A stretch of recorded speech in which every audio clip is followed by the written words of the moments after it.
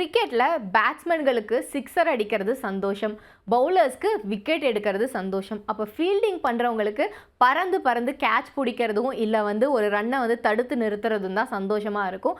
குறிப்பாக ரசிகர்களை பொறுத்த வரைக்கும் இந்த பவுண்டரி எல்லைகளில் பிடிக்கப்படுற கேட்ச்கள் என்றைக்குமே ஒரு பயங்கர சந்தோஷத்தை கொடுக்கும். ஏன்னா அது பார்க்கவும் அவ்வளோ அழகாக இருக்கும். அது கிரிக்கெட்டில் இவ்வளோ ஸ்டாமினாவோட ஒருத்தர் இருக்க முடியுமா, இப்படிலாம் பண்ணுறாங்களே அப்படிங்கிற ஒரு ஆச்சரியம் நமக்கு கொடுக்கும்.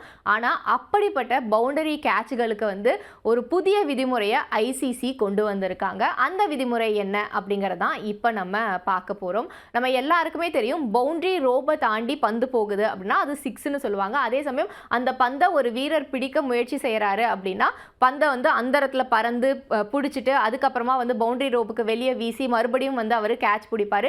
இந்த மாதிரி ஒரு முறை 2 முறை 3 முறைன்னு எத்தனை முயற்சிகள் வேணாலும் அவங்க எடுத்து அந்த பாலை சேஃபாக பிடிக்கணும் அப்படிங்கிறதான் இது வரைக்கும் ஐசிசியோட விதிகளாக இருந்தது.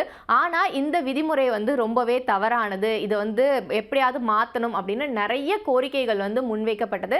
அதை பரிசீலனை பண்ண ஐசிசி இதற்கு அப்புறமா பிடிக்கப்படும் கேட்ச்கள் எல்லாமே பவுண்டரி ரோப்புக்கு அப்புறம் போகுது அப்படின்னா இதை பன்னி ஹாப் அப்படின்னு சொல்லுவாங்க இந்த கேட்சை. ஸோ அப்படி பிடிக்கப்படுற பன்னி ஹாப் கேட்ச்கள் ஒரே ஒரு முறை மட்டும்தான் வீரர் பவுண்டரி ரோப்புக்கு அப்புறமா வெளியே இருக்காரு அப்படின்னா பந்தை கையால் தொட முடியும். 2-3 முறையெல்லாம் தட்டி விட்டு பிடிக்க முடியாது.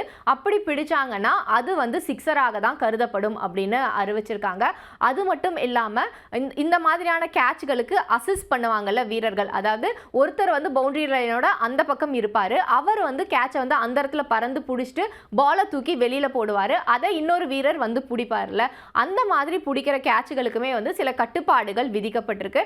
அதாவது அந்த வெளியே இருக்கிற வீரர் கேட்ச் பிடிக்கிற சமயத்தில் அந்த பவுண்டரி ரோப்புக்கு வெளியே இருந்த வீரரும் பவுண்டரி ரோப்புக்கு இந்த பக்கம் அவர் தரையில் லேண்ட் ஆகிருக்கணும் அப்படிங்கிறதும் புதிய விதிமுறையாக இருக்குது. இந்த புதிய விதிமுறைகள் 17ஆம் தேதி முதல் நடைமுறைக்கு வரும் அப்படின்னும் ஐசிசி திட்டவட்டமாக அறிவிச்சிருக்காங்க.